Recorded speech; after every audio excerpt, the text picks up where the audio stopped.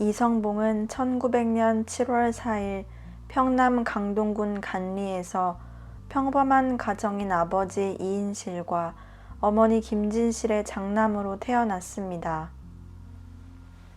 그의 어머니는 일찍이 외조모의 강권에 못 이겨 마음에도 없는 결혼을 하였으며 너무 빈곤하여 가난한 생활을 해야만 했습니다.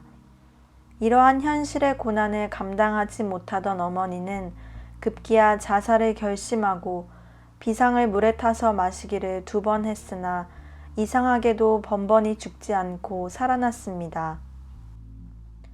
더욱 삶의 의욕을 잃고 암담한 심정으로 근근히 살던 어느 날 한 줄기 밝은 빛이 비추었습니다. 어린 성봉이 6살이 되던 해 드디어 이 가정에 복음이 들어온 것입니다. 그 후 식구들은 평양에서 40리 떨어진 중화 한달이라는 곳으로 이사를 한 후 평양 선교리 감리교회까지 40리 길을 걸어다니며 주일 예배를 드렸습니다. 주일이면 성봉의 어머니는 다굴기 전에 일어나서 새벽 조반을 지어 식구들을 먹이고 40리 길을 눈이 오나 비가 오나 빠짐없이 교회에 출석하였습니다. 어린 성봉은 천성이 착하고 순하지만은 않았습니다. 성봉이 7살 때 동생이 태어나고 부모님은 동생을 더 귀여워했습니다. 자신이 찬밥 신세가 되자 성봉은 동생을 질투하고 미워했습니다. 그러다 동생이 3살 되던 해에 병으로 죽자 알터니가 빠진 것 같이 몹시 시원해했습니다. 하나님은 성봉의 이러한 육에 속한 성질을 제거하기 위하여 일찍이 그의 어머니를 통하여 매우 엄한 가정교육을 받게 하셨습니다. 한 번이라도 부모님의 명령을 거역하면 종아리를 맞든지 쥐가 우글우글하는 광 속에 갇히곤 했습니다. 어린 성봉은 이러한 체벌이 무서워 부모님의 명령에 순종해야만 했습니다. 커가면서 성봉은 주님을 멀리하고 죄악을 누렸습니다. 예배를 무시하고 설교 시간에 졸다가 뒤로 넘어지는가 하면 여학생들을 구경하기 위해 교회에 나오기도 했습니다. 부흥회할 때 목사님께 잘 보이려고 은혜 받은 척 침을 발라 눈물로 위장하고 연보돈도 없으면서 괜히 손을 넣고 낸 것처럼 행세하는 가증스러운 사람이 되어갔습니다. 청년이 되어서는 사는 게 마음대로 안 되고 형편이 어렵다 보니 하나님도 부인하고 천당, 지옥, 내세도 없다고 하면서 세상을 저주했습니다. 18세가 되어서는 말할 수 없이 극도로 타락해서 술과 담배는 기본이고 화투, 투전에 완전히 빠져버렸습니다. 어머니가 회개하고 예수님 잘 믿으라고 권고하면 조롱하고 비웃었습니다. 그럴 때마다 늙은 모치는 눈물로 하나님께 호소하곤 했습니다. 청년 이성봉이 21세가 되던 해 6월 24일이었습니다. 전날에 과일을 팔아 번 돈으로 술집에서 진탕 마시고 밤늦게 돌아오던 길에 갑자기 오른쪽 넓적다리가 뜨끔하고 쿡쿡 쑤시기 시작했습니다. 온몸에는 열이 오르고 한 발자국도 걸을 수가 없게 되었습니다. 함께 놀던 친구들이 큰일 났다며 마차에 싣고 거의 죽게 된 그를 집으로 데리고 왔습니다. 치료를 위해서 모든 약을 써봤으나 백약이 무효였고 병원에서는 골마겸이라는 진단을 내렸는데 의사가 다리를 자르라고 했습니다. 돈 벌어놓고 늙어서 예수님을 믿겠다더니 6달 동안 평양 기울병원에 입원하면서 논밭 모두를 병원비로 날렸습니다. 참으로 인생이 허무했습니다. 병원에 누워있는 동안 고통 속에서 잘라야 하는 다리를 보며 지난날 자신이 걸어온 길을 돌아보며 눈물을 흘렸습니다. 말로만 듣던 죽음이 닥치고 보니 겁이 나기 시작했고 무서웠습니다. 그때 머릿속으로 너는 이제 죽어서 어디로 가려느냐, 천국이냐 지옥이냐고 묻기 시작했습니다. 천국은 없으면 안 가도 상관없지만 만약에 지옥이 있다면 큰일이었습니다. 어떻게 영원한 형벌을 받을 것인가 생각만 해도 두려웠습니다. 죽음이 가까이 오자 지난날의 죄와 잘못으로 인해 지옥의 자식을 자처하던 자신의 삶이 그렇게도 후회스러웠습니다. 그는 공포와 불안으로 떨다가 마침내 양심에 호소했습니다. 요만큼 살다가 죽는 것을 이렇게 죄를 많이 지었던고. 아, 나는 이 죄로 인해서 영원한 멸망의 구렁텅이로 빠지고 마는구나. 오 하나님이여, 나를 이 죄악에서 건지소서 하고 대성통곡을 하였습니다. 그때 마침 어머니가 들어오셔서 성봉은 모친 무릎에 엎드려 눈물로 잘못을 사죄하고 자신을 위한 중보기도를 요청했습니다. 어머니는 기도를 해주시면서 회개하라, 죄 지은 자가 지옥에 가는 것이 아니고 회개하지 않는 사람이 지옥에 가는 것이란다. 하나님은 지금 내 기도와 나의 간구를 다 들어주실 것이다. 이제는 너의 생사를 다 주께 맡겨라 하셨습니다.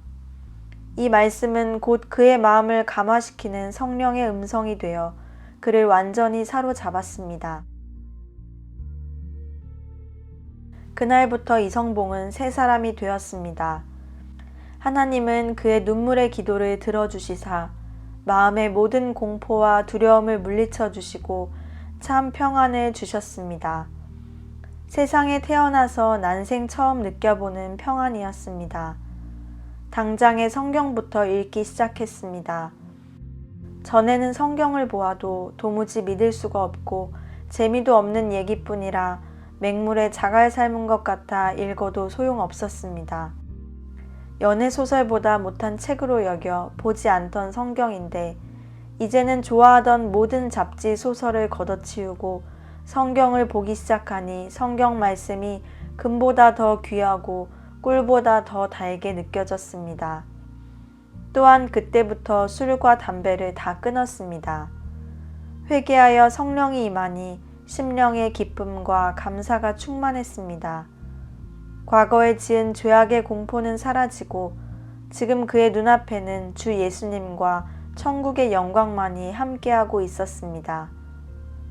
그런즉 누구든지 그리스도 안에 있으면 새로운 피조물이라. 이전 것은 지나갔으니 보라, 새 것이 되었도다. 이성봉 청년은 타락한 생활을 하던 때에도 타고난 정의감 때문에 나라를 위해 1919년 독립운동단체인 대동회에 가입했습니다. 상해 임시정부를 후원하는 군자금을 모금하며 비밀 결사를 하고 좁은 산중에 혹은 골방에서 비밀 회의를 가지며 일본에 대한 증오심에 불타올라 피 끓는 열정으로 조선의 독립을 위해 활발한 활동을 펼쳤습니다. 그러나 나중에 이것이 탄로나 모든 동지들이 검거되었습니다. 일부는 사형을 당하고 십수년씩 심한 옥고를 치르게 되었는데 이성봉 역시 일본 순사가 그를 체포하기 위해 집안까지 들이닥쳤습니다. 하지만 갑자기 생긴 병으로 인하여 꼼짝도 못하고 누워만 있던 이성봉은 숨만 쉬고 죽어가는 송장 같은 상태였습니다. 그래서 더 이상 어떻게 할 수 없게 되자 도로 집으로 보내고 감시만 하고 있어야 했습니다. 이성봉의 병이 3년씩이나 진행되는 동안 사건은 해결되고 동시에 기적같이 병도 깨끗이 나았습니다. 잠시 경찰서에 불려가서 5일간의 유치장 신세를 져야 했으나 나이 어린 사람을 징역까지 보낼 것 없다고 하여 다시 석방되었습니다. 그는 병상에서 지내는 동안 사건이 종결되면서 병도 낫고 자유의 몸이 되자 자신의 삶 가운데 은밀하게 역사하시는 하나님의 섭리를 깨달았습니다. 하나님을 사랑하는 자, 곧 그 뜻대로 부르심을 입은 자들에게는 모든 것이 합력하여 선을 이루느니라 하신 그대로였습니다. 가장 적당한 때에 주님께서 부르셔서 아직은 연약한 자신을 보호하시고 전적으로 헌신할 수 있도록 환경을 도우신 것을 결코 부인할 수 없었습니다. 이성봉은 이러한 주님의 깊은 사랑과 은혜를 체험한 후 병중에 약속한 대로 사명의 길을 걷기 위해 강의록을 사다 열심히 독학하며 앞날을 준비했습니다. 이윽고 1925년 그의 나이 26세 되던 해에 불타는 사명감으로 신학교에 들어가기를 무척이나 원했습니다. 그러나 중학교도 나오지 못한 무학자를 어느 신학교에서든 받아줄리 만무했습니다.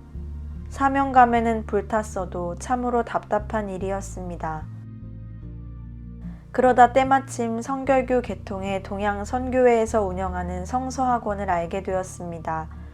그곳에서는 밥도 먹여주며 공부를 시킨다고 하기에 한 줄기 희망을 기대하며 당장에 서울로 올라갔습니다. 성서학원에서 그를 받아주니 사명에 불타오르던 이성봉은 그렇게도 소원하던 신학 공부를 할 수 있게 되었습니다. 3년 동안 신학교에서 주님은 불가마에서 빚어내듯이 그를 하나님의 일꾼으로 만들어 가셨습니다. 지적으로는 별것 없었지만 영적으로는 말씀과 신앙을 통하여 깊이 지도해 주시는 선생님들이 계셨기에 항상 충만한 은혜가 넘쳤습니다.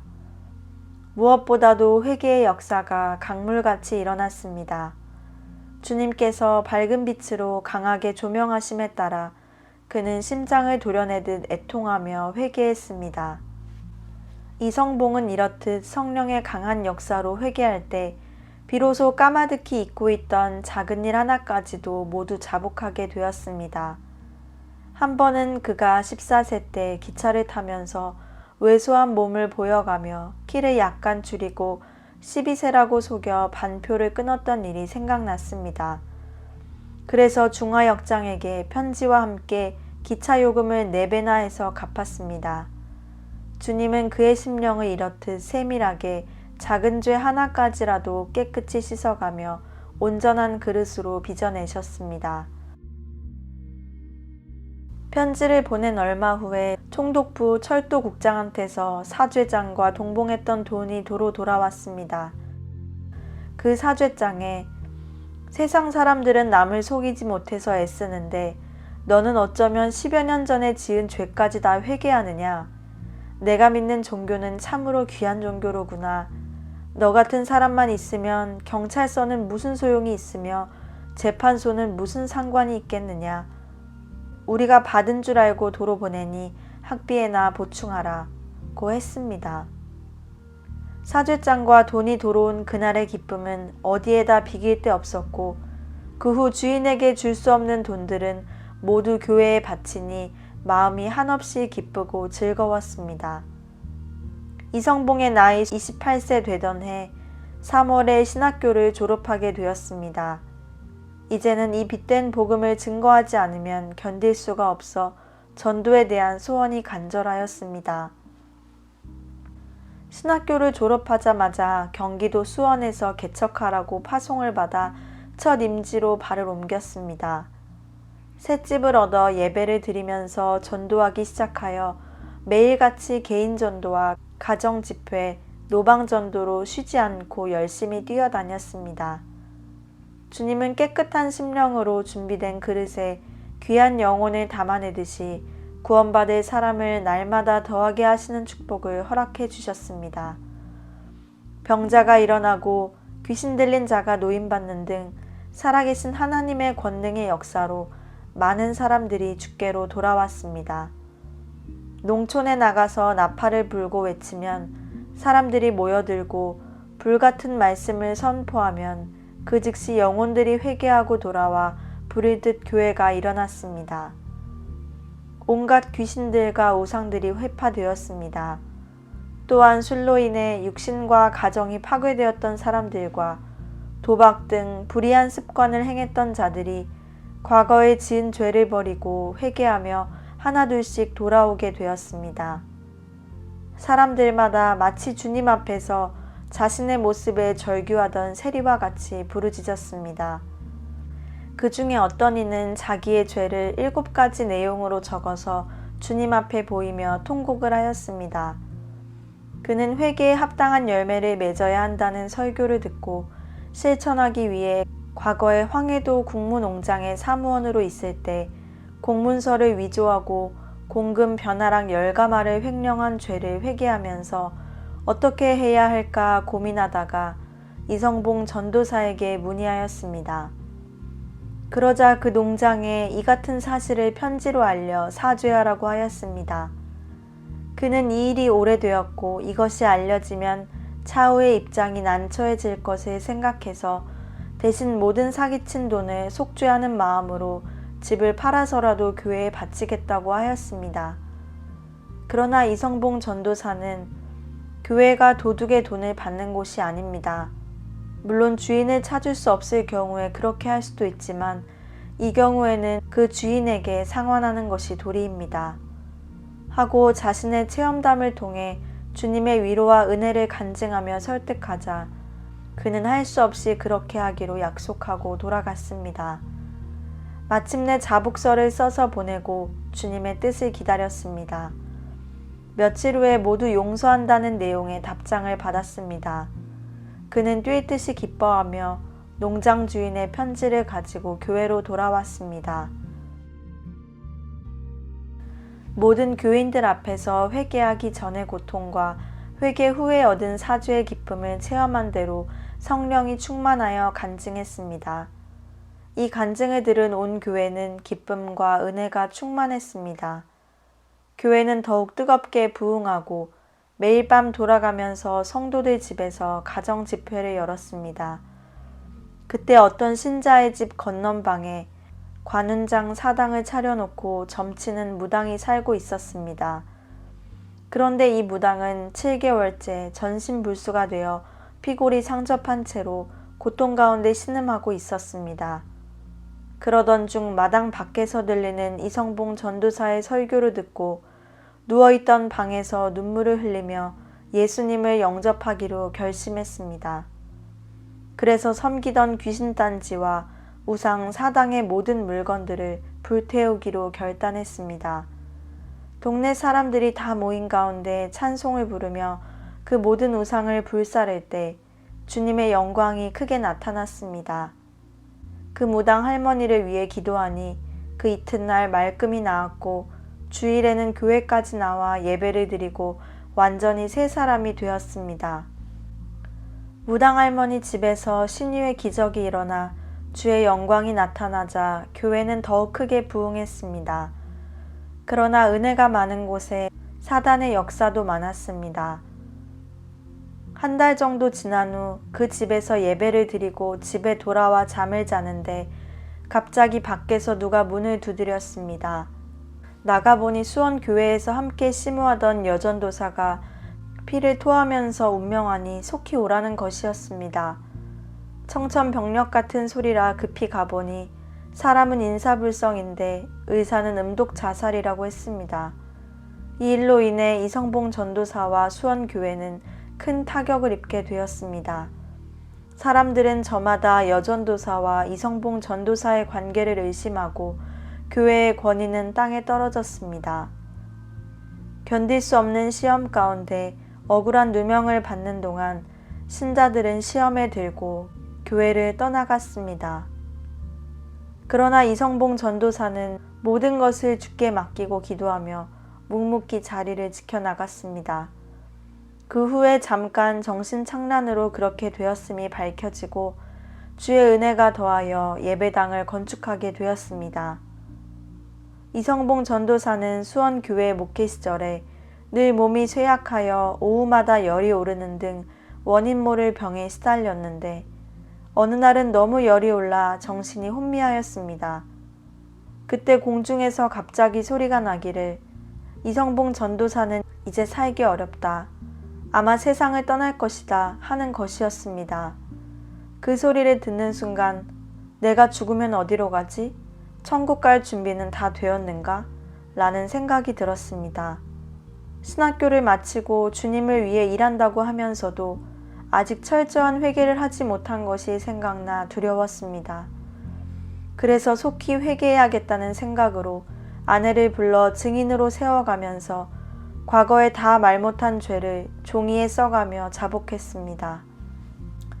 예전 총각 시절에 어떤 처녀를 사모하여 혼자 연애하던 사실을 아내에게 고백할 때 갑자기 어디서 저 자식이 회개하려면 저나 회개하지 남은 왜 끌고 들어가는 거냐?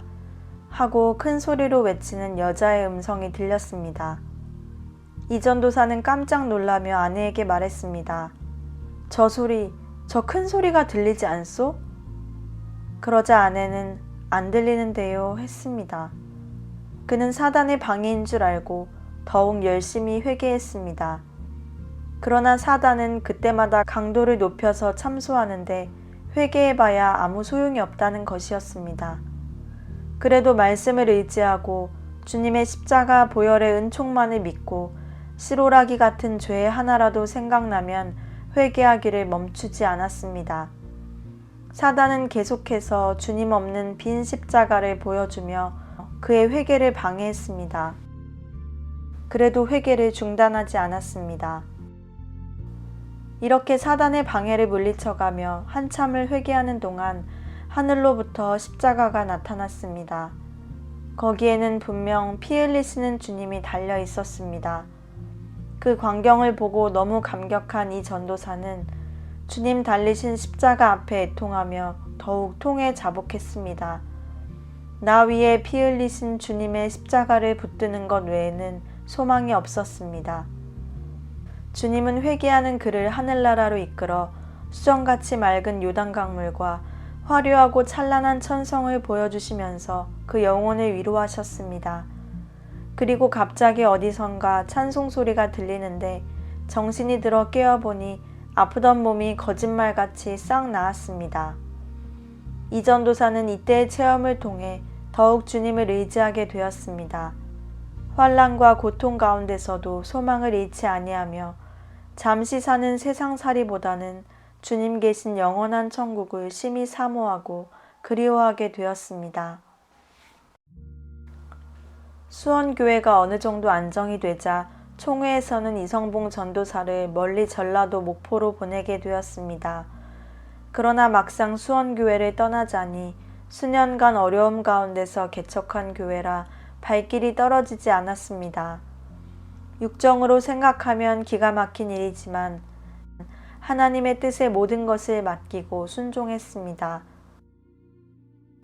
목포교회는 장석초 목사가 개척한 후 후임으로 온 목사가 대전에 감리사로 가게 되어 임지가 비어있는 곳이었습니다. 말이 교회지 조그만 셋방에 불과 40-50명 정도 모이는 작은 교회였습니다. 하지만 아직 복음을 듣지 못하고 구원받지 않은 영혼이 가득 넘치는 지역이었기에 일할 만한 곳임을 확신한 이 전도사는 결사적으로 전도와 신방을 해가며 목회에 달려들었습니다. 성도들도 신임 전도사의 열정에 감동하였는지 함께 기도하며 온몸을 다 바쳐 합력했습니다.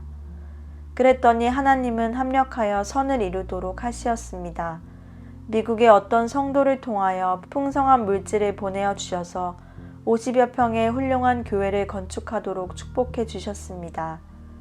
그러나 사단은 목포교회에서도 여러 가지 시험으로 이 전도사를 괴롭혔습니다.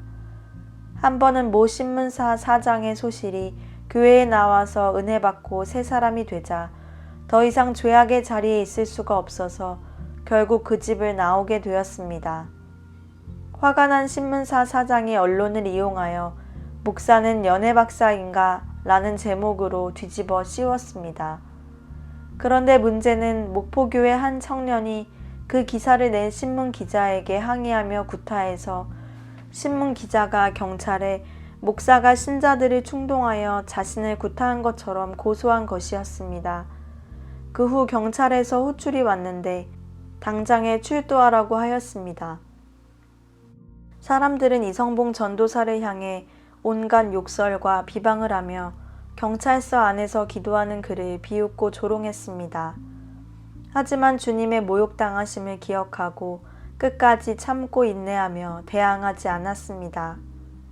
또 한 번은 청년 몇몇이 짜고 이 전도사를 교회 밖으로 몰아내기 위해서 중상모략하는 서류를 작성하여 총회에 보고하였습니다. 상부에서 내려와 조사해보니 아무 일도 없는지라 사건은 잘 해결되었지만 그 후로 몇 명의 청년들이 교회를 나오지 않는 것이었습니다. 그 중에서 교회에서 제일 말썽을 부리고 괴롭히던 청년은 무서운 병마에 시달려 거의 죽게 되었습니다. 하지만 이 전도사는 그를 찾아가 진심으로 용서하고 위로하며 기도해 주었습니다. 한 번은 그토록 아끼고 사랑하였던 가정이요, 주님이 맡겨주신 양이던 어떤 부인이 점점 신비주의로 빠져 탈선하기에 몇 번 충고한 적이 있었습니다. 그래도 말을 듣지 않아 교회에서 책벌하였습니다.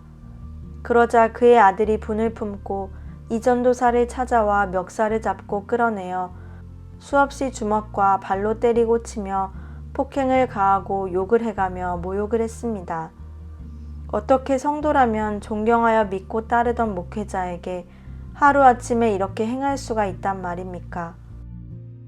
그러나 이 전도사는 매를 맞고 욕을 먹어가면서도 저항하거나 싸우지 않았고 이번에도 역시 끝까지 참고 기도하며 인내했습니다. 진정 원수까지도 사랑하라는 주님의 말씀에 순종하여 사랑을 실천한 것입니다. 주님은 이성복 목사를 인정하셔서 많은 축복을 허락해 주셨는데 32세에 목사 안수를 받고 교회는 다시 부흥하여 6년간의 목회 가운데 많은 지교회를 세우는 성과를 이루게 하셨습니다. 35세 되는 봄에 신의주로 부임하게 되었습니다. 이성복 목사는 이곳에서 지금까지 맛보지 못했던 교회의 부흥과 목회의 즐거움을 느끼며 일하였습니다. 그동안의 목회 경험 때문인지 교회 조직을 새로이 편성하고 기도와 성경 연구에 힘쓰며 전도와 봉사를 균형 있게 해나가는 동안 성도가 1,000명이나 되는 큰 교회로 성장했습니다. 하지만 하나님은 때때로 여러 가지 모양으로 이 목사를 다루셨습니다. 특별히 그의 사생활까지도 정화시켜 주셨습니다. 한 번은 성탄절이라고 어느 신자가 닭을 한 마리 가져왔습니다. 아내는 닭을 잡아 달라며 졸라댔으나 이 목사는 닭고기는 먹고 싶어도 닭은 잡기가 싫었습니다. 목사에게 아낙네가 하는 일을 다 시킨다며 아내를 나무랐습니다. 그 당시 아내는 임신 중이어서 짐승을 죽이는 잔인한 노릇은 하기 싫어했습니다. 그때 마침 교회 청년이 찾아왔길래 닭을 죽이는 것을 그 청년에게 대신 부탁하였습니다. 그래서 그날 닭고기국은 잘 먹었습니다. 이튿날 12월 마지막 주일은 시베리아 찬바람이 무섭게 휘몰아치던 몹시 추운 날이었습니다. 이 목사는 기도실에서 기도하며 설교 준비를 하고 있었습니다.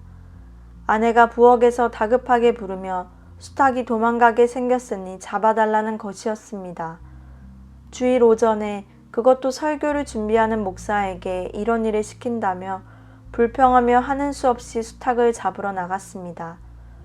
그런데 수탉을 잡으려는 순간 닭이 회를 치면서 두 발톱으로 엄지손가락을 찢고 달아나 버렸습니다. 손에서는 피가 흐르고 꽁꽁 언 손가락은 얼마나 아프던지 눈물이 왈칵 쏟아졌습니다. 이성복 목사는 화가 머리끝까지 치밀어 올라 분을 참지 못하고 아내에게 호통을 쳤습니다. 그리고 난 후 스치는 예감이 아무래도 이상했습니다. 하필이면 주일날 설교 전에 이런 일이 일어났나? 무슨 까닭이라도 있는 것인가? 라는 생각이 스치자 즉시 방 안에 들어가 주님께 기도했습니다. 그때 주님께서 마태복음 23장의 말씀을 주셨는데 화 있을진저 바리새인과 서기관 같은 자여 하시며 무거운 짐은 남에게 지우고 손가락 하나 움직이기 싫어하는 게으름과 수고를 번거롭게 여기고 아내를 부려먹으려 한 못된 심사와 행동을 책망하셨습니다. 이성복 목사는 무릎을 꿇고 주여 감사합니다. 10,000번 죽어 마땅한 자식을 이만큼 징계하여 깨닫게 하시니 감사합니다. 다시는 나하기 싫은 일을 남에게 미루지 않겠습니다 하며 회개하였습니다. 당시 이성복 목사는 은혜와 은사가 충만하였습니다. 그러자 성도들도 구름대같이 몰려들었고 성령의 기적이 강하게 나타났습니다. 질병이 치유되고 회심하는 역사가 많이 일어났습니다. 자연히 교회는 부흥되었고 이만하면 제법 능력 있고 영적으로 장성한 목사가 되었다고 마귀는 은근히 부추기고 있었습니다. 그러나 이날 이후로 자신이 얼마나 연약한 죄인임을 깊이 깨닫게 된 것입니다. 이 일로 이 목사는 사소한 일도 놓치지 않고 자신을 성찰하며 회개하는 성숙한 사역자가 되기 위해 기도하고 결단했습니다. 1937년 38의 나이에 이성복 목사는 단체 부흥사의 사명을 받게 되었습니다. 그런데 부흥 목사로 임명받기 전에 이상한 꿈을 꾸었습니다. 꿈에 김익두 목사님이 오시더니 옆구리에 손을 대시며 기도하자 뜨거운 불이 폭발하면서 전신을 휘감았습니다. 너무 뜨거워 아우성을 치며 잠에서 깨어났습니다. 꿈속에서 어찌나 뜨겁고 혼이 났던지 온몸에 땀이 흥건했으나 이상하게도 심령이 매우 상쾌해짐을 느꼈습니다. 성령의 뜨거운 체험을 한 것입니다. 이날의 체험 후 가슴은 더욱 주님께 향하고 사명대로 일생을 바치며 일하다 죽으리라고 다짐을 하였습니다. 회갑까지 일천교회를 세우리라는 결단도 내렸습니다. 부흥 목사로 임명받고 전국 방방 곳곳에 다니는 동안 교회마다 성령의 강한 역사가 불같이 일어났습니다. 죄인이 회개하여 새 사람이 되었고 질병이 고침받고 귀신이 쫓겨나가고 교회가 생명력을 얻어 부흥하는 놀라운 역사들이 일어났습니다. 이성복 목사는 교단 문제로 인하여 39살에 휴직 청원을 내고 40세에 신학을 연구하러 일본으로 건너갔습니다. 거기서도 교회와 일본인들에게 복음을 전하며 부흥회를 인도하고 다녔습니다. 그리고 이듬해인 1941년에 만주 봉천 중앙교회의 목사로 임명받아 사역하게 되었습니다. 교통이 불편하였지만 집회 때마다 사력을 다하여 인도했습니다. 혹한의 강추위를 온몸으로 견뎌가며 집회 장소를 찾아가기도 하였습니다. 먼 곳에 갈 때는 가까스로 차편을 얻어 타면 콩나물 시루처럼 실려 10시간 이상을 서서 가기도 했습니다.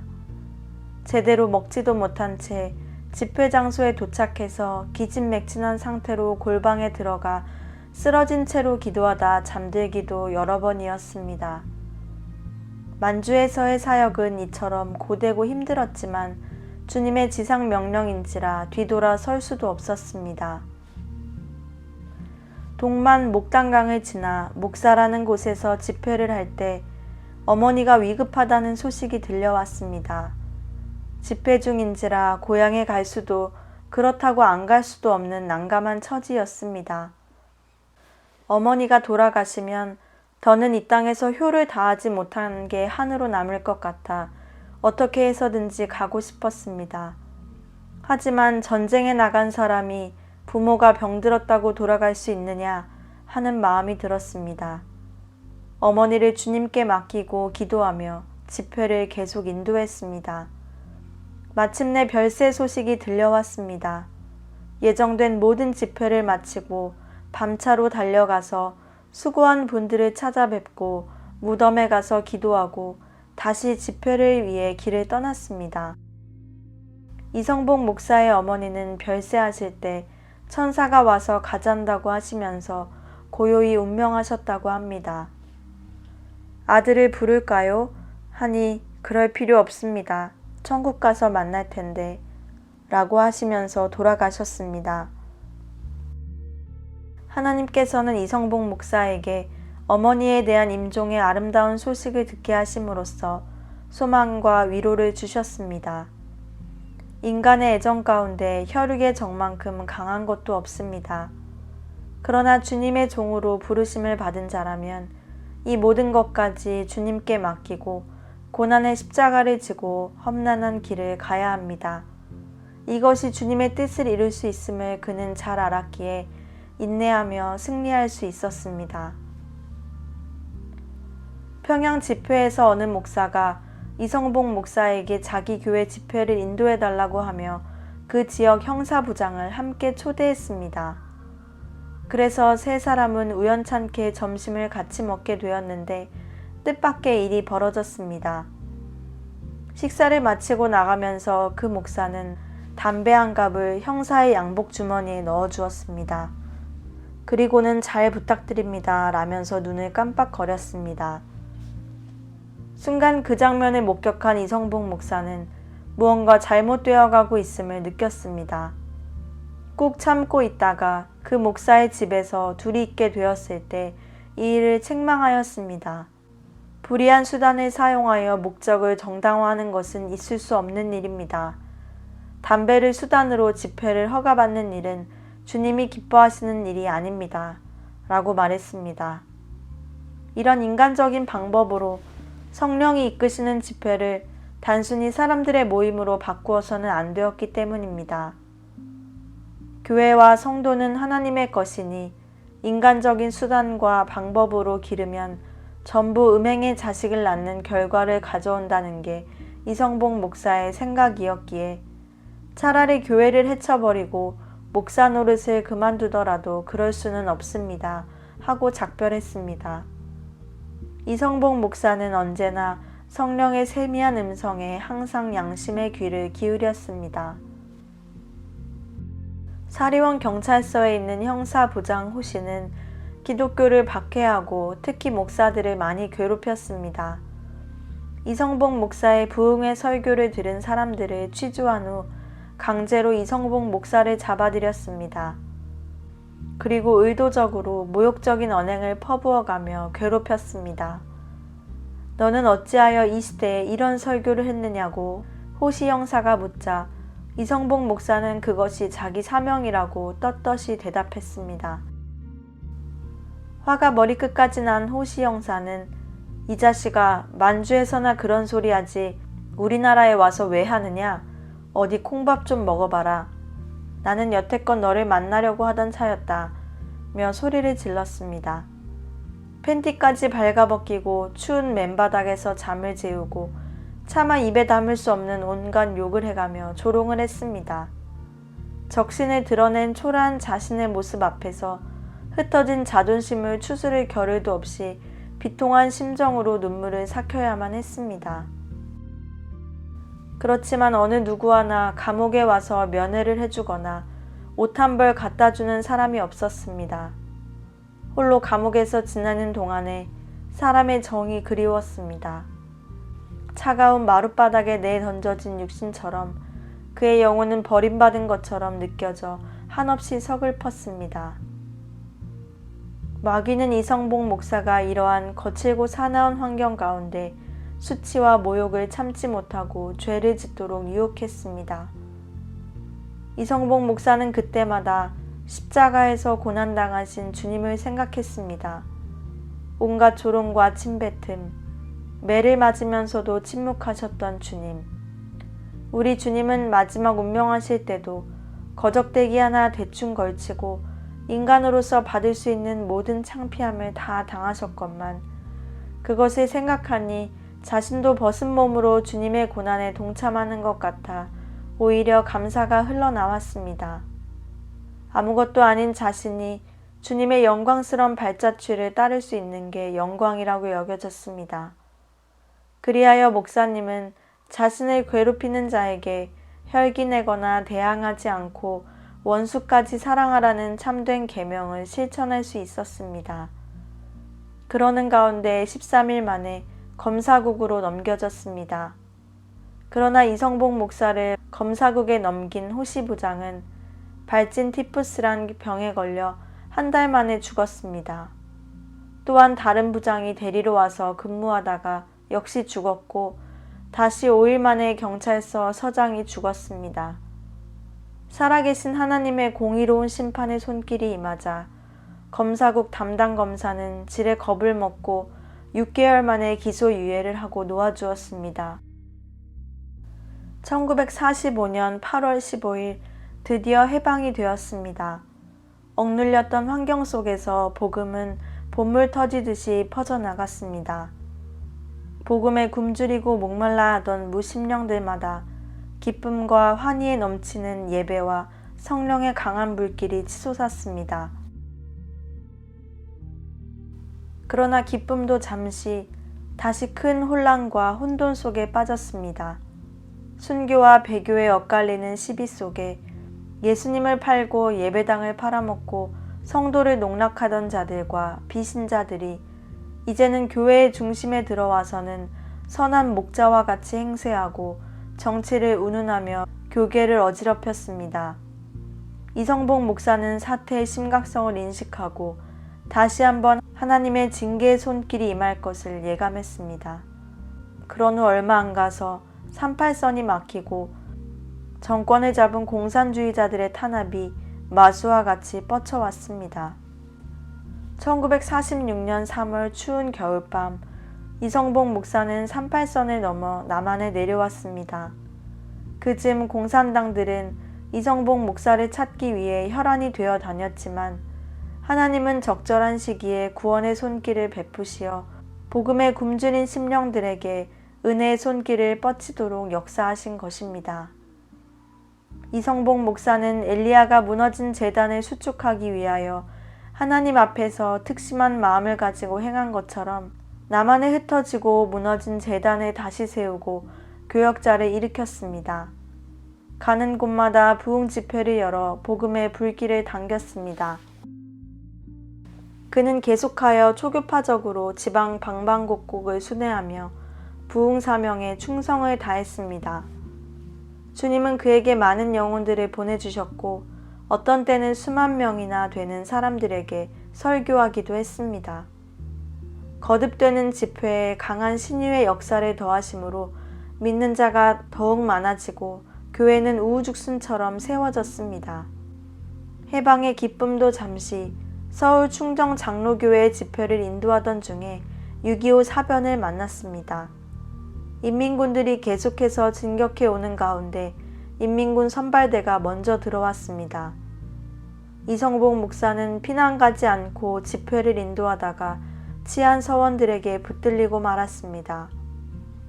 치안 서원 청년들은 이성복 목사를 신문하더니 뒷산으로 끌고 가서 몽둥이로 마구 패는 것이었습니다. 얼마나 많이 맞았는지 몸은 까맣게 먹장이 되었고 맞다가 기절도 했습니다. 이제 곧 죽는구나 생각했습니다. 그런데 뒤늦게 도착한 빨치산들 가운데 전에 예수님을 믿은 적이 있는 대장 청년이 있었습니다. 기적적으로 그 청년이 도와줘서 무사히 석방되어 계속해서 주의 일을 할 수 있게 되었습니다. 목숨을 보전한 이성복 목사는 더욱 분명한 주님의 사명을 깨닫고 주의 인도하심에 힘입어 전국을 다니며 복음의 빚진 자로서 새벽부터 저녁까지 혼신의 힘을 다해 복음을 전했습니다. 제주 전도 때의 일입니다. 몽비포 군인 강병대 교회에서 집회를 하고 비행기를 태워준다 하여 처음엔 주님의 은혜로 알고 좋아했습니다. 그도 그럴 것이 지금까지 험산줄령을 헤매면서 몸이 아파 들것에 실려다니고 발이 부르트도록 걸어다니고 더위와 추위를 온몸으로 부딪혀가며 쉴 새 없이 다녔지만 한 번도 편하게 집회 장소에 간 적이 없었는데 비행기를 타고 가게 되었으니 얼마나 기뻤을까요? 그런데 문제가 생겼습니다. 비행기를 타려면 무조건 군복을 입고 군인 행세를 해야 한다는 것이었습니다. 군인 비행기이므로 민간인은 태울 수 없기에 형식상으로 군복을 둘러야 한다는 것이었습니다. 따지고 보면 아무것도 아닌 하찮은 일로 여기고 그냥 눈 딱 감고 비행기를 탈 수도 있었습니다. 그러나 이성복 목사는 그것조차 타협할 수 없는 거짓말의 죄라고 여겨 도저히 양심이 허락하지 않았습니다. 주위 사람들은 이해할 수 없었지만 하나님이 보시기에 결코 거짓 행세를 할 수는 없었기에 양해를 구하고 배를 탔습니다. 그리고 18시간이나 풍랑 중에 배멀미를 해가며 제주를 향해 일진했습니다. 거짓과 속임수로 가득 찬 세상에서 이성복 목사의 이와 같은 정직한 행실은 주님의 사역을 어떻게 감당해야 하는지 선명하게 보여주고 있습니다.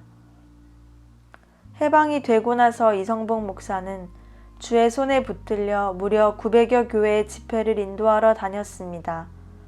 그가 복음으로 낳은 자녀만도 수를 헤아릴 수 없이 많았는데 얼마나 구령의 열정에 불타올랐는지 영혼들을 향한 뜨거운 사랑으로 눈물 어린 기도를 쏟아가며 가는 곳마다 구원의 역사가 끊이지 않고 일어났습니다.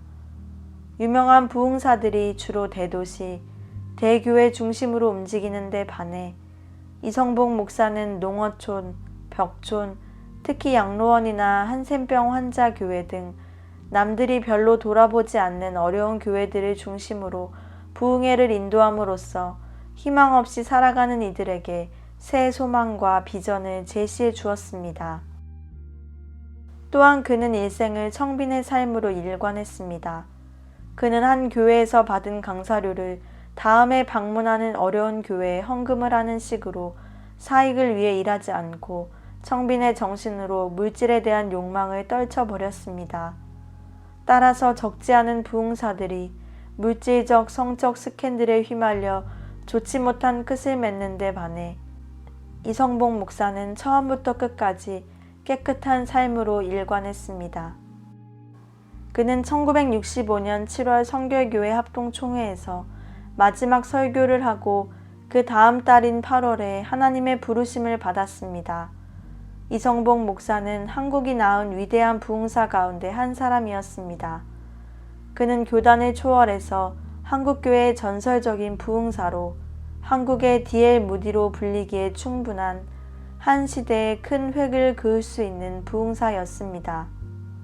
특히 한국 전쟁 후 피폐된 교회와 교인들에게 영혼에 대한 소망과 말씀을 통해 위로해 모든 이들로 하여금 하나님께 대한 신뢰와 믿음을 재확인케 했습니다. 이성복 목사는 시작이나 끝이 아름답고 귀해 후세의 부흥운동가들이나 목회자들의 좋은 귀감이 되는 삶이었습니다.